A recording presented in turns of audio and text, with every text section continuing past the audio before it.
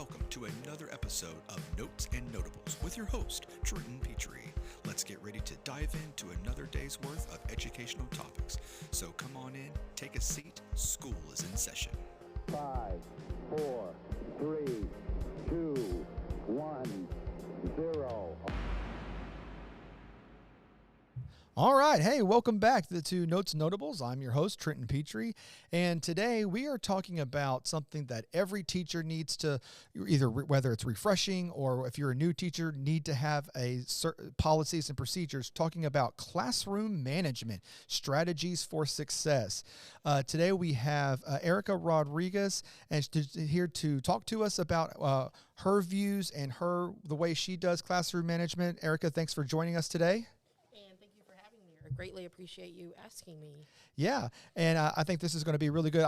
Like I said, this is a really important topic that I think that in the realm of teaching and education that everybody really needs to know. And if we can kind of shed some light and give some new strategies or ways to think about how to go about classroom management, I think that will help all teachers, but especially the young teacher who hasn't been teaching that often. So, okay, so first off, can you just define what classroom management is and the role it plays in a classroom? So classroom management, I've always thought about it's one of those things that it either makes your classroom or it breaks your classroom. So it's always been one of those concepts with me that I've strived, that's the first thing I'm going to set in place at the beginning of a school year and then have refreshers throughout the year. If you don't have tight classroom management, you'll never be able to get the full instruction that you need. And so slowly small problems will turn into snowball problems. Right. So if you kind of execute them and don't let them at the beginning, then you kind of release the reins slowly as the year goes on, but you have to set that classroom management expectation from day one.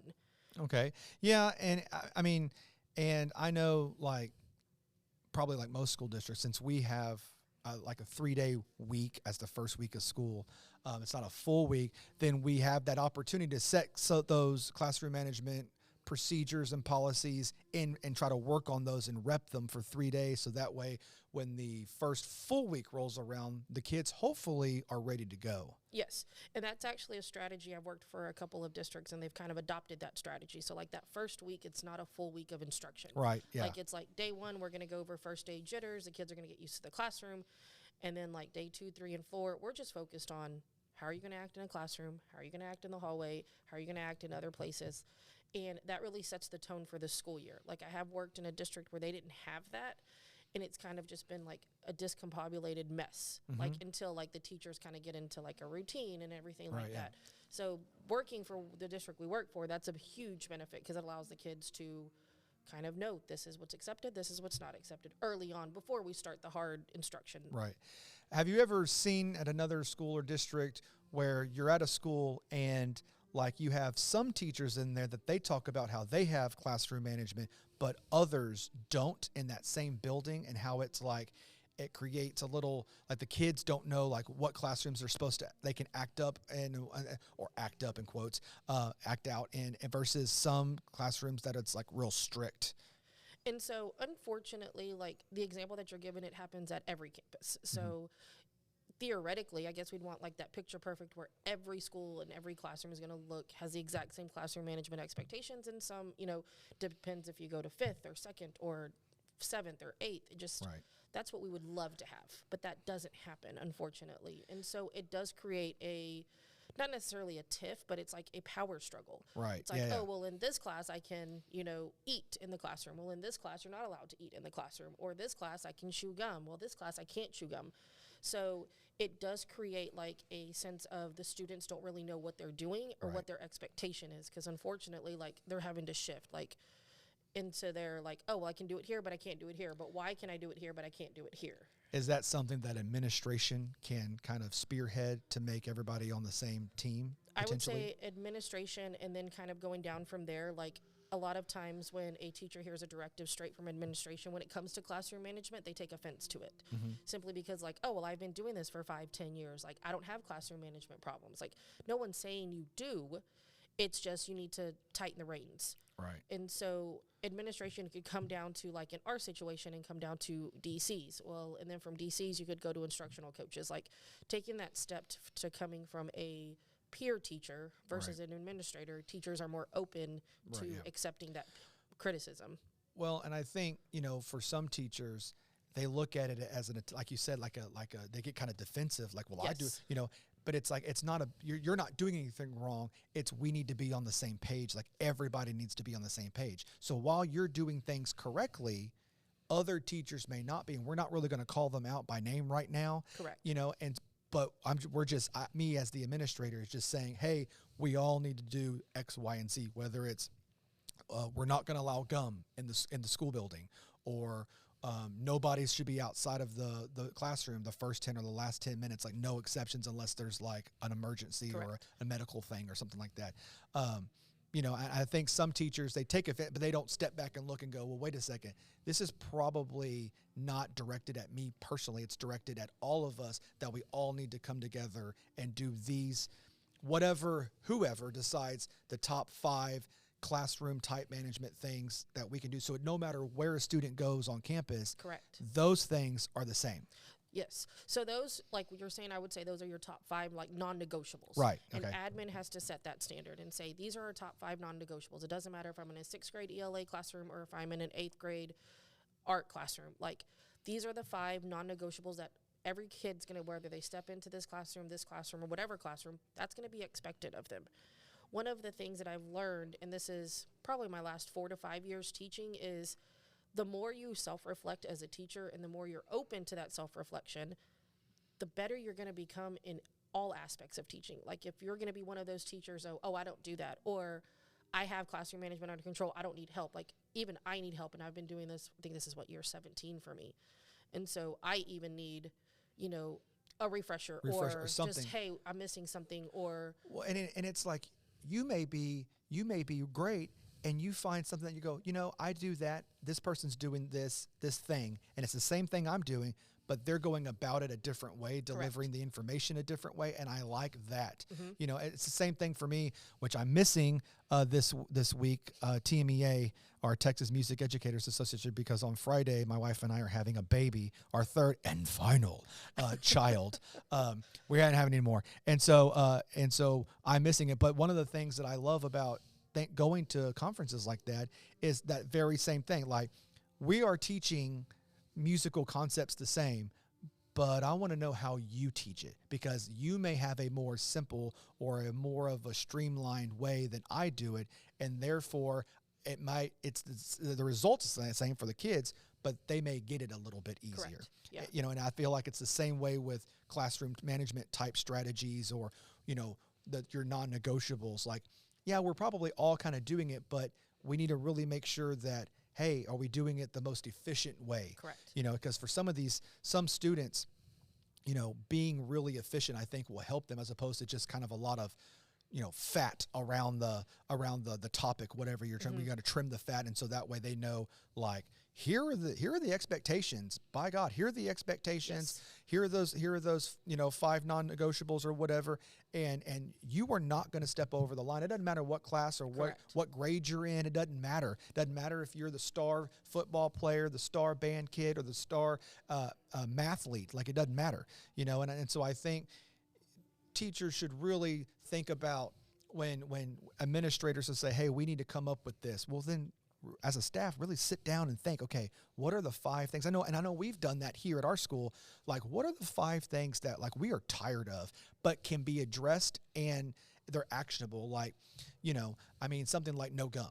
Yes. that is something that's easily enforceable. Correct. Like, most people don't go around with, looking like they're chewing, like a cow, like just chewing grass or hay or whatever. So normally, when you see somebody just like chomping, it's like, hey, yo, what are you chewing on? And if it's not their ID, because that's a thing, like, I don't understand, kids, why that's so weird. But it's like plastic is a food group. It's gross. But you can spot that, and it's a as a teacher, you don't feel like the bad guy, because it's like, hey, no, this is everybody. This comes down from the top down. Yes. This is a management strategy that we're all using for our classrooms. And if the consequence is, if we see you chewing gum, it doesn't matter who it is or why, you get a gum detention or whatever, and I think more districts or, should, if you don't have that in place or you don't do that at your own school, you should maybe start thinking about that. Get with some other teachers at least in your subject or in your departments, and kind of think about what are some things that we can do that we could take to our admin, and about like, hey, this is what we're seeing on the battlefield. Can we kind of come together as a group to come up with some non-negotiables that it doesn't matter where these kids are, that the rule is the same, so that way we can all kind of be successful and hone in a little bit on those classroom management strategies. And one of the things that I've learned, because I've been part of those groups, like, hey, let's get teacher groups together, then go to the admin, because we've had classroom management issues or hallway issues or cafeteria issues. And so one of the big takeaways from that is when you go to your admin and you have this, solution, or you've talked to other teachers and you've kind of just formed this little group, don't come in there complaining and saying, these teachers said this, these teachers said that. You got to come with a solution. You have to come with a solution. And so that is one of the things that I feel like admin is more receptive of, is like, we've noticed these, situations going on. This is our solution. How can we build this? How can we implement this for, the next month, next year, next school year? Right. And it's not ever going to be something that's going to happen overnight. No.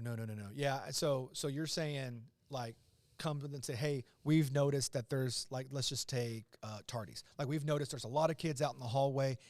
We've kind of talked, and we think that a couple of solutions are X, Y, Z. How can we morph all this together, coming from an admin person down now? Correct. Like, we've told you what the issue is that we feel. We've given you kind of what we've talked about as far as solution. Now, how can we marry yours and our responses and your response together to kind of come up with, here's the plan that we're going to do school-wide as it pertains to tardies from now on. And we can talk about it at the next staff meeting, or if it's late in the year, we're going to do it starting the next school year. And then that's the rule. That's one of those now 5 non-negotiables, or 4, not how many you want. I mean, I don't know. It doesn't matter. Just 5 seems like a nice round number of one hand. But okay, so like, how do you discuss, or how does the impact of classroom management fare on, like, student behavior, engagement, and the students' academic achievement? So I feel like one of the hot topics right now is student engagement, because students are used to the now. So I call them like the generation now. Like, everything they want it now. They don't want to take time. Okay. They just want to do it immediately. This is why soccer in America is very hard to take over. Yes. Literally, my son wants to play soccer, and I'm like, no, like, I can't even handle soccer, but he's dying to play. I can't, like, it's just too slow for me. Yay, it's a tie of 0-0.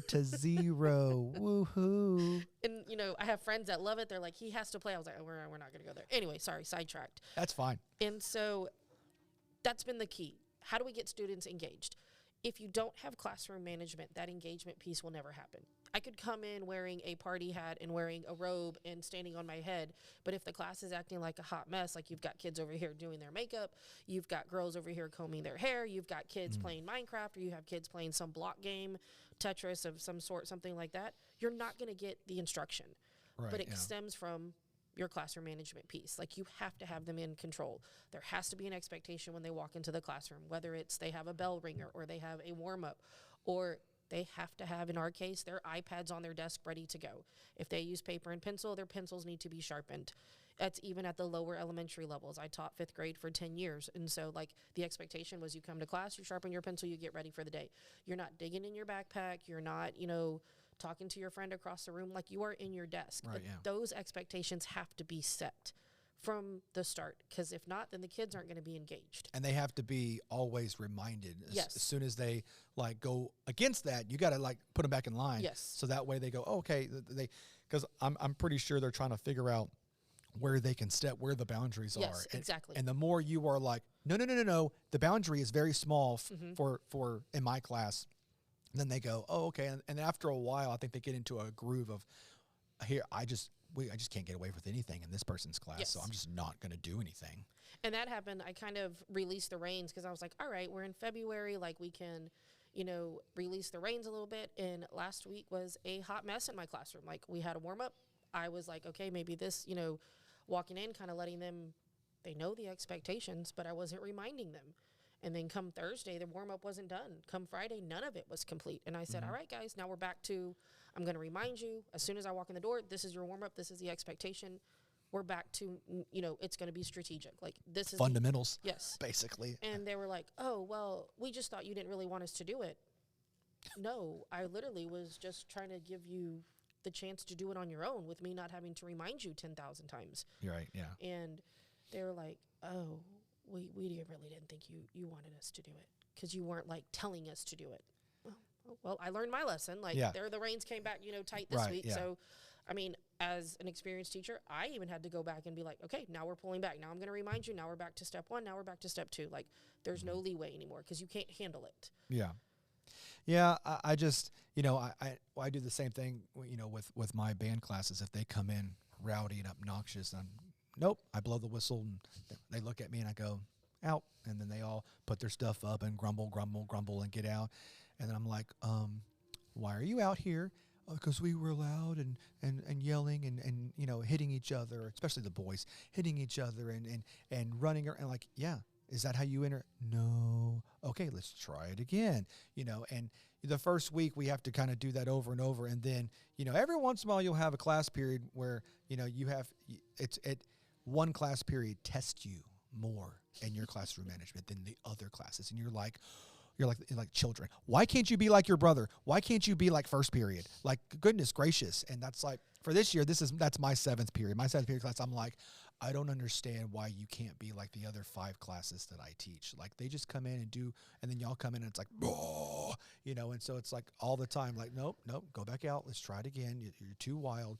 Try it again. And I've even had to, like, kids will come in and it's like one kid and they're just wild. No, go step outside and calm down a little bit. And then I'll get everybody seated, and then I'll go back and I'll be like, all right, are you calm? Yes, sir. Okay, come on in. Come back in. Because it's just like, as if one comes in, if you've got one student that walks in your classroom wild, chances are somebody else is going to go, ooh, he's wild, me too. Yeah. Mm-hmm. And next thing you know, it's like a chain reaction. Yeah. It's a chain reaction. It's Wonder Twin powers activate. And all of a sudden you have like a classroom and it sounds like Jumanji. And then that'll be the time when your class sounds like Jumanji. That's the time your principal opens that door and goes, hey, I'm ready for an, oh my gosh, observation, and you're like, this is not, I need to redo. Okay, so what do you think some consequences for poor classroom management? If a teacher is either struggling with classroom management versus good classroom management, what do you think are some either positive classroom management positives or consequences, you could say, depending on if that teacher has poor or really good classroom management? So some poor classroom management, I guess some consequences would be the students aren't engaged. So that's like the number one thing. The second of all is they're not going to learn the material. So here it comes. You've spent 4 weeks on a topic. You take your, common formative assessment to see where are these kids? What have they learned? And the consequences is they all bombed it. Right. And so is it truly because they don't know the information, or is it truly because the classroom management wasn't where it needed to be, or is it truly just because they didn't there's a couple of factors. So the number one thing is when you don't have a strong classroom management, then you can't pinpoint what the exact problem was. Like you can't go back and see, oh, well, it was, this specific TEK or this specific standard.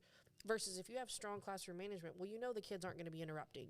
You know the kids are going to ask questions correctly. There's going to be a procedure for leaving the classroom and sharpening pencils and all of that type of stuff. That way, when the test comes, if they don't do well then it's a reflection and you can be like, okay, did I miss something? Did the kids misunderstand something? Did I not explain something correctly? Mm-hmm. When you throw in that not strong classroom management piece, now you just have too many factors. So you can't pinpoint where they're missing.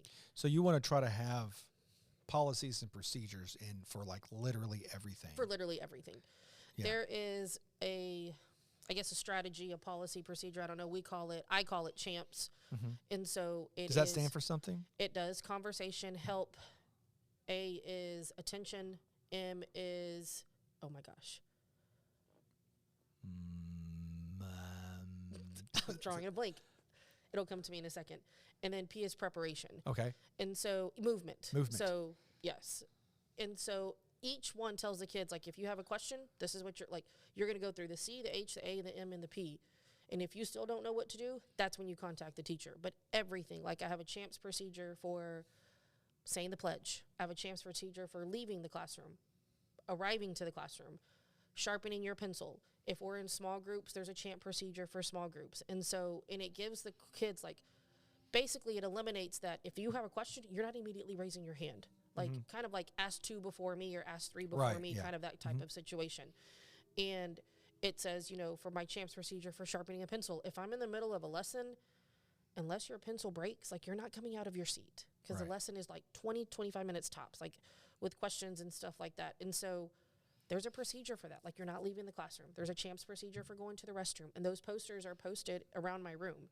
So you have all of these CHAMPS posters printed out. Did you you just wrote them out? Like, did you put them in like Canva or something, like make them pretty? Or I've had them for years, and so they're kind of boring. Like, they're just black and white. Like, the font is cute, but like they're printed out in white paper, and they have like a black background, and they're laminated. Okay. And so definitely could make them cuter. Definitely could now use Canva, because back when I made them, Canva wasn't even a thing. That's how long I've had them. Oh. And so, yeah, it's been that long. And CHAMPS is a program that several districts have adopted. Okay. And so it's a book. It's like 3-inch book. It's super long. It has great strategies. And so I've stolen a bunch of those strategies, or I've used those post strategies, because I got it from the previous district I was in. They were huge CHAMPS district. Like, Dove completed training, sends you to trainings. And so I kind of adopted that. Have you heard of any talk about our district doing anything with that? I have not. I have asked, but the program I've heard is very expensive. Oh, okay. And so it is a pricey program. You have to come, someone has to come out and train, or someone has to go and train. And so our district they weren't interested in that one. I know a couple of years back they did Capturing Kids' Hearts, yes, which is I remember very that one. similar to CHAMPS. Yep. Kind of that type of situation. And so another one that's out there is Conscious Discipline. That one, our district, I think, kind of played in it for a little bit and then kind of swayed away from it, because it's also a costly program as well. And so I think our district kind of adopted Teach Like a Champion. Yes. And that's kind of been their classroom management tool that they've been using. I really like that book. If you haven't heard about that, Teach Like a Champion, you should really look into that. That is a classroom management type book, but it has a lot of strategies and a lot of different ways you can go about creating that really good classroom culture and classroom management, and making sure that your classes are set up for engagement, and making sure the kids understand what's expected of them when they enter your classroom. So if your school or school district hasn't done the Teach Like a Champion professional development, you can go to Amazon and buy the book, and you can read it on your own. And I'm sure, I know when we did it here, I was like, oh, this is good highlight. Oh, this is good highlight. Sticky note. And and there's just stuff littered in that book that you're like, wow, I wished I knew about this early. Like college classes, they do a lot, but they don't prepare you for their stuff. And this is one of those things that it's like, oh, classroom management, ha ha ha, and they may talk a little bit about, but they don't dive in, and you don't really go through all these. Like, here's the Wong book, here's this book, here's Teach Like a Champ. Here are a bunch of different books that you can read and go through. Why? So that way, when you graduate, man, you've got like this hardcore background of knowledge for a class. Classroom management is one of those things that you're going to learn on the job, or you're going to learn when you go, excuse me, Miss Teacher or Mr. Teacher who's been here for 35 years, help. It's like all of a sudden that Beatles, so help, I need somebody, help. Yeah. And so, I think classroom, because I know for me, that's what I did. I learned a lot on the job, classroom, and one good thing about classroom management, if you do something and it doesn't work, you better find a solution, and then you better the next day implement that, and then start practicing that, and that's where talking to older teachers help. Talk with mentor teachers if you got one.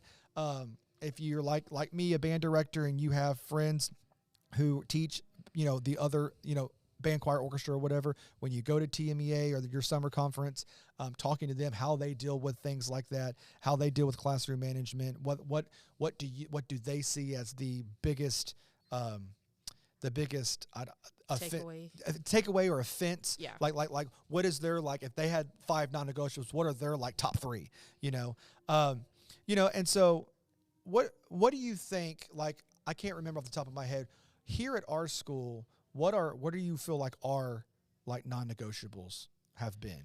So for this year, I feel it's been no gum. God, I hated that. Yes, please, thank God. We got all new furniture. They said, no, we're not Yeah. finding it under the tables and chairs, Ugh. which I'm fine with no gum. That's terrible. Because I They feel like they didn't know how to deposit it No. correctly. They just ends like up in the carpet, under the desks, under the chairs. Like in their stomach. Bleh. yes. So no gum. The other one is our 10-10 rule. Mhm. So you can't be out of the classroom the first 10 minutes of class and the last 10 minutes of class. That's So- and that's also if you haven't dealt with that or have something like that as one of your strategies, classroom strategies, you need to really think about doing that. That helps us out a lot as teachers. Keep the kids in as you're doing your bell ringer and your warm up and getting the lesson started, and then as you're kind of wrapping up your activity or your lesson at the very end of class, it keeps the kids in the class there.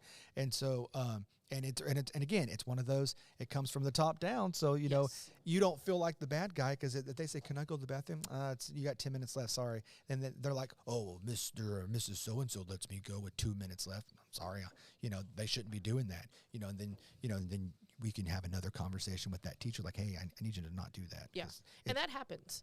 I mean, because I teach science, and so we're blocks. We're like a period and a half. So I still enforce the rule: first 10 minutes, last 10 minutes of class, and they'll say, "Oh, well, so and so lets me go." Well, it doesn't matter. Like the school is the last 10 minutes, the first 10 minutes. You're not out of the room. yeah. Well, I can't go in so and so's class because they don't let us go. Well, I apologize that they don't let you go, but you're not going the last 10 minutes of my class. It's almost like it's unfortunate because for some teachers like that, it almost makes us feel like the bad guy. Like, Yeah. like I'm not letting you go to the bathroom the first 10 minutes or last 10 minutes, and so-and-so doesn't, well, so-and-so doesn't let you go to the bathroom at all. But I have to stick to what the rule is. Correct. And the rule that the school rule here from the administration is nobody leaves the first or last 10 minutes. Yes. Sorry, like if somebody else is breaking that rule, that's another conversation for that person and an administrator or whatever.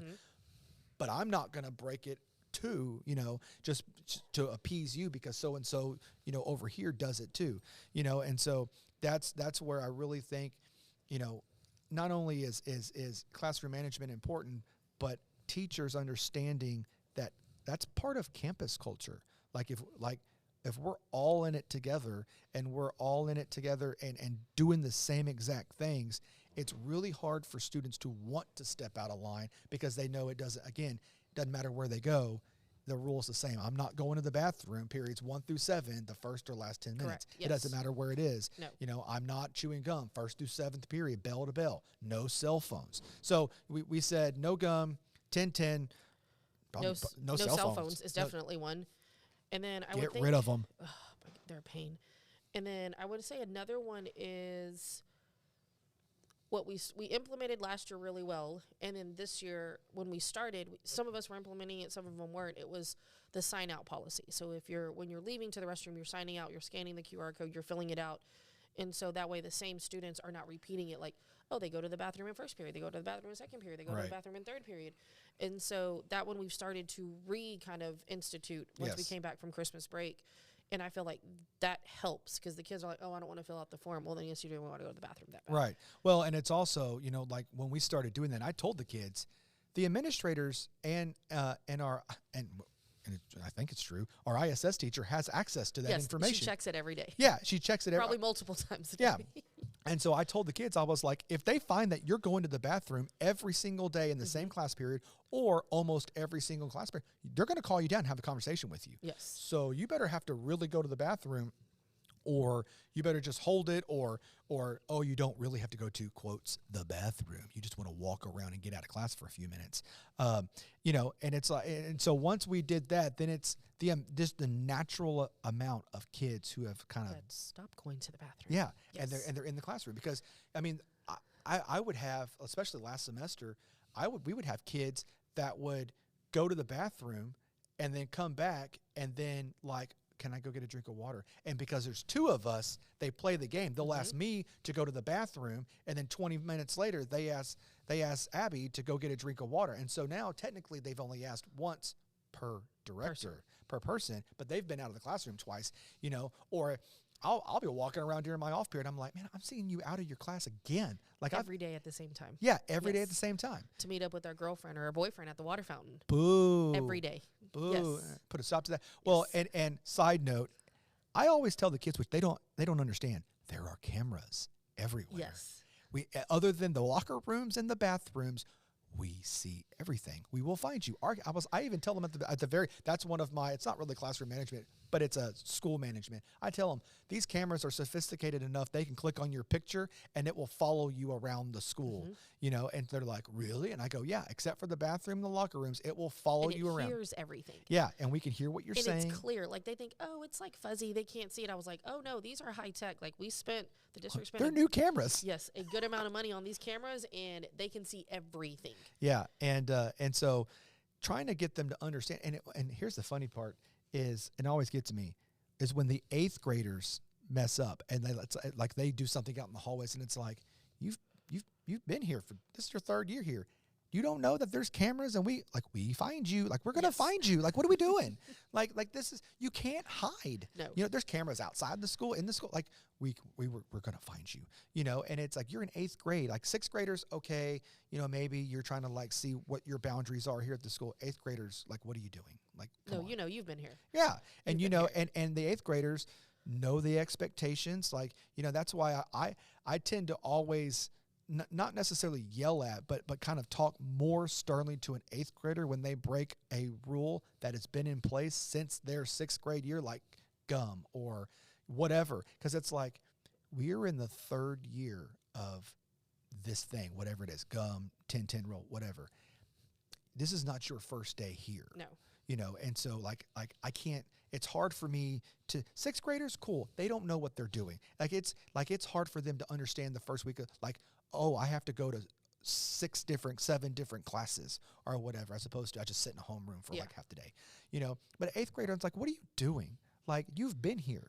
And what I like to tell the 8th graders and 7th graders when I go into 7th grade classrooms, I'm like, there are rules, there are expectations. Even when you get out, in high school, they're like, oh, in high school I can do more stuff. I can be on my phone. I was like, that's fine. Maybe that's in high school. They're not as strict as they are in, in junior high. I said, but in life, there are rules. Oh. Like, if you plan on working at a chemical refinery, which we are surrounded by in this area, if you're caught on your phone, you're fired. Yeah. And they're like, no, you're not. Yeah, you are. Because you can cause a reaction. You can cause something to go wrong. I said, if you're not paying attention to what you're supposed to be paying attention to, you can blow something up. Yeah. I mean, It's like, there are rules everywhere you go once you graduate high school and get a job. Like, there are rules. You have to dress a certain way. You have to act a certain way. Like, if you can't be on your phone at H-E-B checking out groceries, if you're on your phone and not swiping the groceries. right.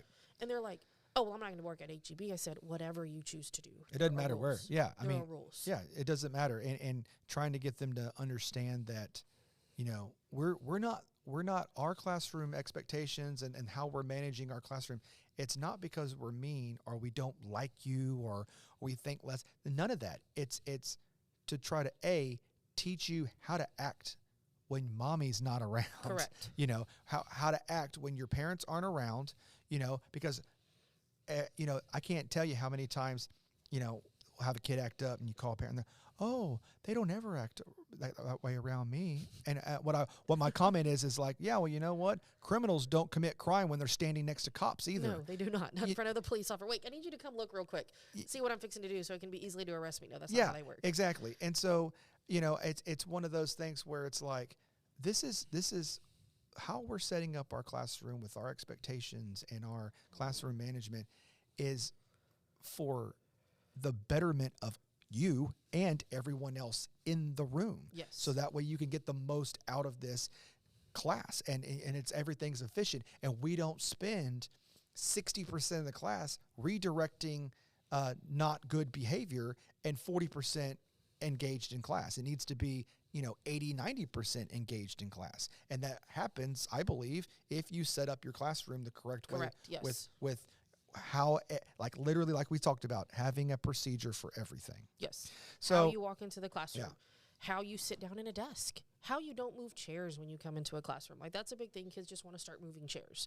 Oof. Oh, I want to go sit over here. I want to sit on this side. Well, my classroom, like the seating arrangement is arranged specifically.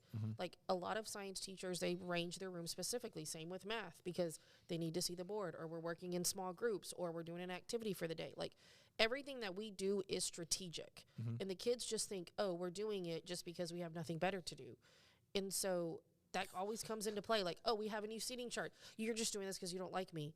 What I really want to say is, no, I'm doing this because I need you to pass the next test. Right. Is what I really want to say, but I don't. I'm always like, no, I think you'll do better here. Right. Like, I need you over here by me so I can watch you, so I can make sure you're doing your work.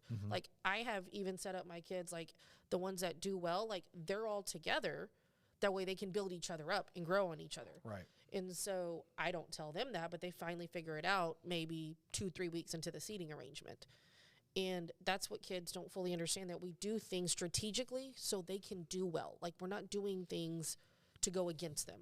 Like, we want them to perform well in the classroom. We want them to learn the information. We want them to do well when they leave, our campus that we're at. It's not like, we wash our hands once they go to high school or once they graduate. Like, we want to know that what we did made some sort of impact on them, whether it's teeny tiny or whether it was huge. Well, and, and I try to tell the kids, like, when you get to high school, those teachers, like, your just natural leash, as it were, gets a lot shorter, because you're in high school. You are 4 years away from being out in the real world and being a full-fledged adult. And so, I mean, we do the best we can, and then they've got 4 years to let you know, like, hey, in 4 years when you graduate, or 3 if you graduate early, here's how the real world works. Yeah. And if you don't follow these rules, and you don't follow rules that your company that you're going to work for, whoever it is, you're going to get fired. And if you have a family and kids, how are you going to support them whenever you're fired because you wanted to be on your phone when you're not supposed to be, or you wanted to wear certain things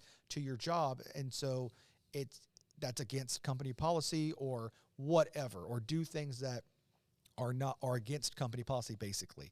And so trying to really make them understand that, like, it's called junior high for a reason here. We're trying to get you prepared for high school, where, again, they're having all these classes, and some high schoolers, they choose to want to work while they're in school, or do co-op things, or, some of them will go to, like we have a collegiate program where they can kind of dual credit, where they can go to San Jack. Yes. And it's like, how are you going to act at San Jack? You think those college teachers, those college teachers, they don't care. No. They get paid regardless. Yep. We go to A&M, go to Texas, doesn't matter.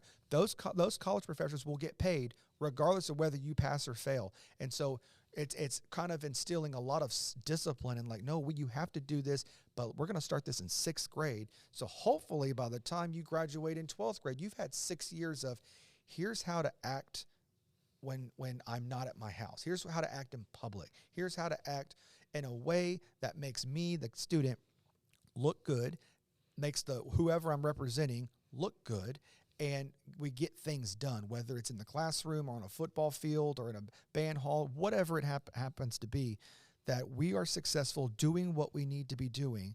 And it all stems from how you act, how the classroom that you were in set up. Whether you have a teacher that's really strict, you're probably you might find that you might do a little bit better in their class than a teacher who's just like Jumanji every time somebody opens the door, because obviously, if especially with 6th grade, if you just let them do whatever, they're going to do exactly that, whatever. Yes. And you'll go, well, nobody turned this in. Like, well, yeah, because they're 6. They don't understand that, like, I told you to turn it in. Like, what are we doing? And then so, like, you have to waste time or do something else when you come back if you're out or whatever, and go, no, you didn't want to do it. I always tell the kids, if you have time to do it wrong, you must have time to do it again, because that's what's going to happen. And so we try to, like, get everything right as much as we can, the first and second time, so we can move on. And and you always have those kids that, like, go, oh, yes, ma'am, yes, sir. Yes. And they do it, and it's fine. And it's done. And it's done. And then you have the kids on the other end, and you're just like, you were my project child for the entire school year. Yes. And sometimes, at the end, you're like, project completed. And sometimes you look at their 7th grade teachers and you go, pass the project to the left side, like pass the project, because like they need a little bit more cooking. They need a little bit more time in the oven to marinate a little bit before they head on to high school. But I do think that everything, like, you know, we've been talking about, always stems from whether or not a teacher has what their classroom management style is. Because, I mean, there's probably some teachers that their style is very militaristic and, you know, blah, blah, blah, blah, and some are not that, but they get the same results, you know. And, you know, I don't know what types of classroom management teachers have you seen in your career? So in my career, I've seen what I call back when Pinterest started to become huge, we called them the Pinterest teacher. And so their room was color coordinated. They had the pretty pictures. They had, you know, everything had a picture. And this was, of course, in elementary that's when I was teaching. And their classroom management style was very fluffy and we're going to ask a lot of opinions. We're going to get, you know, the kids are going to speak in slow tones and low voices. And those were amazing classes. So we call those Pinterest. And those teachers had great classroom management. Would have not worked for me because I'm not the Pinterest teacher. Like, I do have everything matching in my classroom, but like the low tones and stuff like that, that's not who I am. Right. One of the things I have learned is your classroom management style has to match who you are as a person. So if you are naturally not organized, like that is not your cup of tea, that is not something that you've ever been great at, don't stem your classroom management from that. Yes, have routines, have procedures, but don't expect if your desk doesn't look straight or perfect, don't expect your student's desk to always look perfect. Like, you can tell them, like, this is what I would love for it to look like, and don't use me as an example, but how good does that look? Right. Yeah. It's all about leadership, and that's another episode coming about how to be a good leader. But like you said, you can't tell a student, hey, I need you to do X, Y, and Z, and then look at you and go, well, and they'll tell you, but yours isn't like that. Yeah, yours isn't like that. You know, I always feel that, like, as my son Thomas gets older, like, I have to try to keep my room as much as humanly possible clean, because I can't, like, hey, Thomas, I need you to go clean your room. It doesn't look good. And then him in his mind go, well, your room's not clean either, Dad. Like, first off, boy, I told you to go clean your room. But secondly, you're right, you know. But it's the same way in the classroom, you know. So I just think that from the top in the classroom, the teacher is like the leader. And so they need to make sure that whatever they're asking of their students, they're willing to either do or they do themselves and practice, kind of, you know, practice what you preach. Yes. You know. And you have to be confident in what you're doing. Like, if everybody's nervous, even teachers are on the first day of school, and if you're especially a new teacher, first year teacher, maybe you're just in your second year, you're nervous walking into that classroom with a group of kids. But you have to be sure of yourself. These are the 5 non-negotiables, or however many you're choosing to have in your class, and you're going to teach those classroom management expectations from day one. And you have to be confident, like, I am not going to allow you to get up out of your chair the first and last 10 minutes of class, if that's what you choose to do. If you need to sharpen your pencil, this is the procedure for sharpening your pencil. If you need a Kleenex because, you know, cold and flu season and we just want to blow our nose because we feel like getting up out of our chair. Absolutely. There has to be a procedure for that. You have to be confident in your procedures and your expectations.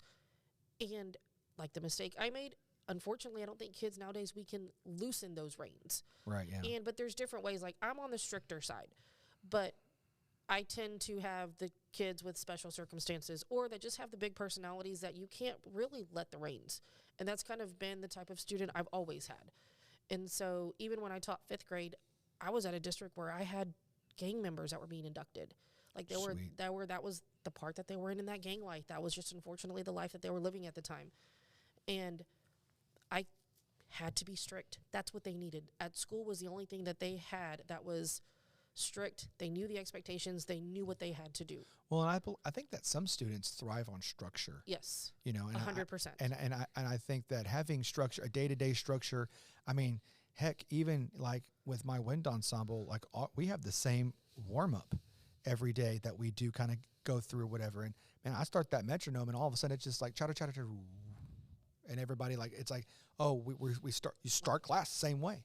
You know, if you're going to have a bell ringer, do that every day, you know, and or if you're going to have an exit ticket, you know, you don't have to have one every day, but doing something, I think every day to kind of showcase, like, here's how we're going to start class, or here's how we're going to start the day if you're its first period or whatever. Here's how we're going to end the class every day. We're going to put our stands down and turn our tuners off and do this. Here's the procedure for leaving my class, and we're going to do it every day. And if it doesn't happen, you're going to come back and we're going to do it again. Yes. And one of the things I haven't mentioned, it's a big one, is attention signals. So when you're switching from your warm-up to your lesson, or from your lesson to your small group, you have to have an attention signal. And you can't have 10 attention signals. You need to have like 3. Like I typically use 5, 4, and they say 3, 2, 1. Or I'll say, I'm going to count to 3, and they're going to say 1, 2, 3. Like you have to have attention signals to transition or get the kids' attention. So real quick, for those who may not know that term, can you just explain what that is? So an attention signal is the kids are talking, or they're having a discussion of, they're not doing anything off topic, but you need to reteach something, or you need to further explain something because you're hearing like there's a disconnect in what they're supposed to do. And the attention signal gets them to focus their attention on who's ever speaking. So we're a big proponent of AVID in this district. And so one of them that we do is waterfall. I was going to ask. Yes. And the kids are supposed to go, shh, that's not my favorite. It's just not like, but I'm not waterfall. Yeah. I'm not that frilly teacher. I've never been that frilly teacher. And so waterfall. Go fishing. And so, but teachers do it, and they do it well, but that's just not mine. And so I have different ones, like they're all over social media. The kindergarten ones, if you ever need attention signals, you can literally search on any social media attention signals, and there are some amazing ones. Like they start using songs. My favorite, it's super corny, super dumb, but my favorite around Halloween is Hocus Pocus, everybody focus, and they're all like, what is that? And I'm like, no, stop. But you're looking at me now, aren't you? Yeah. So, and then I can talk about that, especially with 6th graders. They're like, what? I have a whistle, and I train the kids. That gets them, that works. A whistle works. And I literally, it's just one whistle, tweet, and then they understand. And I have a quick story about that. We were, few years ago when we took the 7th grade class every year to the monument, the battleship, and to do they had the reenactment and whatnot. I was in a group, and there was some band kids in my group, but not all the band kids were in my group. And we did our thing. We were going around, yeehaw, everybody was having a good time. I had never been there, which is weird because I live here and never been to the monument except for that one time. And you're from here? Yeah, I'm from here. Yeah. Oh my God. Actually, that was my second time. The first time I went with my mother because when I was younger, or I was in college because we just needed something to do, and I had never gone. And then we went. So I've been twice to the monument grounds there at the Sentinel Monument, and we were doing our things, everything. It was time to go, and so I knew I had band kids in my group, and so I had my whistle, and I was just because I could see them. They were probably 15 yards from us. And I was going to blow my whistle to get their attention. But when I blew that whistle, all of a sudden it looked like, if you ever seen meerkats, like pop up. They all turn their heads. Yeah. All of a sudden you had like band kids that weren't even in the group just turn their heads. And I was like, haha, you're all trained. That's right. And because I can't whistle really loud, because otherwise I would do that. At my first job, that's what the director of bands would do. He would just whistle, and it was just like a real quick whistle. And then those kids would they would lock it up immediately. And I was like, ooh, I like that. I can't whistle. But you know what can whistle? A whistle. And so I bought one. And it also, it's a loud whistle. So especially if kids are talking or, doing like practicing on their own or whatever, I can just blow the whistle. And what's funny is I won't tell the 6th graders what that means. I especially like during like our first, what we have Bobcat period, which is our what we call our arrangement period. I'll just blow the whistle, and the older kids will be like, stop playing, or whatever. And so like they kind of like, oh, you're now teaching the 6th graders. Yes, congratulations. I think that so every teacher should probably have something. They need some sort of attention strategy, how to get their attention, how to refocus the class. It's not really like when you transition, it's when you need to get their attention. Mm-hmm. And so it could be at the start of class. Maybe my situation last week, instead of, just letting them go, I would have used the attention signal 5, 4, and they would have said 3, 2, 1, and everybody, got back on their, warm up. So every teacher needs some sort of attention signal, whether you're teaching pre-K to whether you're teaching seniors, because they all get off task, or they just all need to be redirected to the person who's speaking. Mm-hmm. And let me just clarify, and you can speak to this too because your kids are younger. Those kindergartners, they need lots of maybe a blinky light. I don't know, a laser, like a blinky. Like, I mean, sometimes I'm having to like snap like above my head so my son will like look at me, or my Abigail, my youngest, well, about to be my middle child, like will look at me because it's just like they're just all over the place, like a dog or something. You're just like blinky light, over here, and like, oh, okay, hi, Dad, how's it going? And I just like sometimes even with sixth graders, I'm like, hey, over here, like they're just all over the place, like a little puppy, and but. I think that's a good advice to make sure that every teacher has something in their bag or multiple tools in their bag on how to get attention when you get your class's attention when you need it. And if you have issues with that, like you don't know what to do, ask a veteran teacher because I'm pretty sure they do.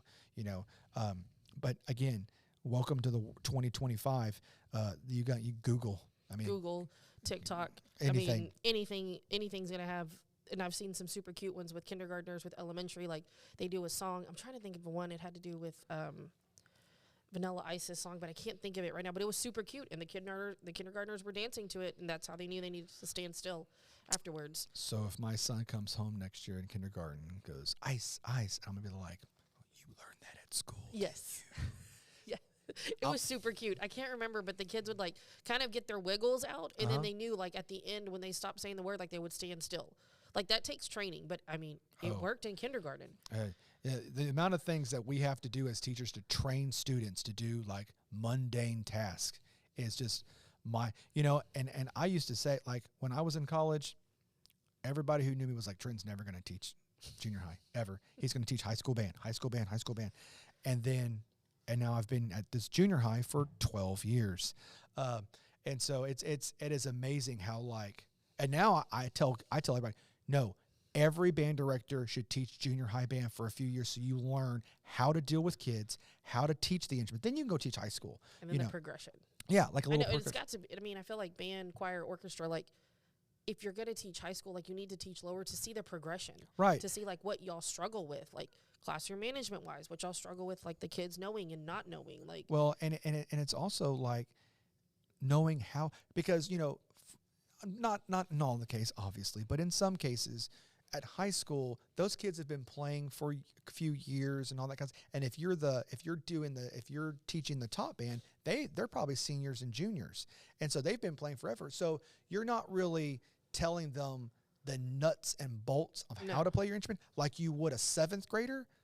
But if you know that information, then you could, if you're like, well, my flutes aren't playing these notes short enough. Well, instead of just saying flutes, I just need you to play it shorter. You can go flutes. I need you to take your tongue and use one taste bud, scratch it very lightly on the tip of your tongue, put it on the back of your teeth like you're saying the letter T. Okay, now do that. All right, and then move it as fast as you, and you can give them like more targeted information. Correct. Yes. And so that's why I believe that it's important that every band director teach at junior high at some point in their life so they get that information, because they obviously have to be able to do that, because there's no way any junior high band director will ever be successful by telling any instrument, hey, just play it shorter. How? I wasn't a band nor orchestra, nor I have no clue. I mean, when you explained it, it made sense, but I'm like, when you said play it short, I was like, what does that mean? Just not hold the note? Like, what does that mean? I don't know what that means. Yeah. So, I mean, and sometimes, and boy, I mean, we had a conversation in the non-varsity band today about playing notes shorter for march style, and they're just playing like, I told them it sounded, and I said, guys, it sounds like a group of people are out walking on the street and they're all slurring their words. I said, sorry, but that's what it sounds like. There's no it sounds like Kendrick Lamar. I can't understand a word you're saying.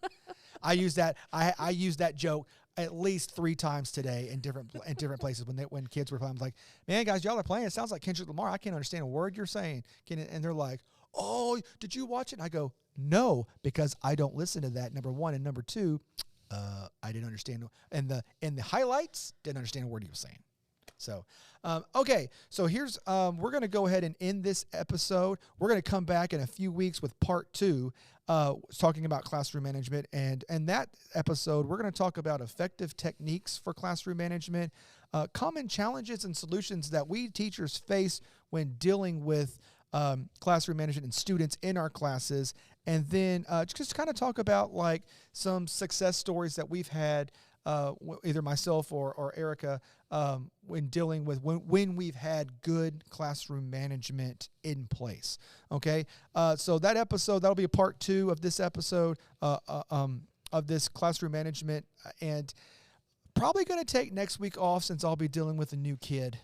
Good luck. Yeah, thanks. We're going. We have 2, and we're about to go to 3. So my oldest is about to become deep safety, and he'll be 5 in May, and he's going to play deep safety, and but we're about to go into some zone coverage here instead of man, and so I'm we don't have a name picked out. We have a list, and Eric and I were talking about the list beforehand, and it's a long list of both boys and girls' names. Well, my wife and I at some point should probably narrow it down to like 2 or 3. I was telling a kid in Thomas's class, I was talking to his mom about that, and she was like, "Oh, we didn't know Sammy's name until about 3 hours after he was born," and I was like, "Oh, okay, well, I don't feel as bad," but it'll be interesting. I prepped my band today in 4th period. I said, "Okay, guys, look, here's the deal." I was like, "I'm going to need your grace in the next couple weeks after this week." I was like, because there's going to be days Mr. Petrie's going to come up here and I'm going to be half asleep. It's not going to be happening for me. And I just need you to like show some grace and just do what I ask you to do. And if you kind of look and you have that like, he doesn't look right today. He's not right today. He's not. Yeah, I'm not right today. Like I told him, I said, there may be days where I'm like, no. And I tell Abby, I say, "Hey, you run class." And I go like sit at my desk and like go to sleep, or sit over here and just kind of like write notes and then just pass the notes to her and she can tell them or just something like that. Cause I was like, when Thomas was born, it was during COVID, so it didn't matter, No. And then when Abigail was born, it was almost Thanksgiving, and so I had Thanksgiving break, and then I had Christmas break. I don't have any of that now. No. And so it's like, You'll have spring break, but yeah, no, I mean, I told the not kids soon enough. Yeah, I told the kids I'm going to be getting up every 2 to 3 hours to feed this kid, and then I'm going to get up and come here for like 8 hours, and teach. And so like while you guys, are sleeping in your beds, and all that kind of stuff, I'm not, and so like there's going to be days where I'm just going to be like, "All right, guys, look, I just need you to play really well because it ain't happening for me today." I mean, I give you and your wife props because not knowing the gender, like that, telling me that was giving me anxiety because I had to know what it was. I've gotten better. My anxiety has gone down about that. When my wife at the first was like, "I don't want to know," I was like, "Well, I do." And so you bet at that first ultrasound. Like, how did they hide it? Or neither one of y'all could really read it. Yeah, no, we couldn't. I didn't know. I'm not a doctor. I don't know what I'm doing. But I mean, you bet. I was like looking at that, trying to like see and all that. I could see, like I know what I'm doing. And I'm like looking at this, and the nurse is like, the tech is all like, "Man, I really want to tell you what it is." And I'm like, "That's great that you can look at it and within 10 seconds you can go, oh, it's a boy or a girl." And I'm like, "Oh God, again." I was like, maybe, I don't know. And my we're having the baby at UTMB in Galveston. My brother and sister-in-law both work there, and so Family discount. Yeah, no, unfortunately not.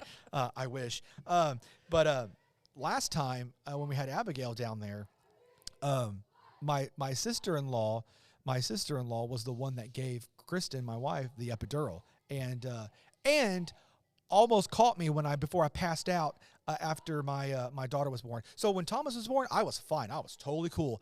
And I was taking pictures and everything, and I was the first one to hold him, so I was like, yeah.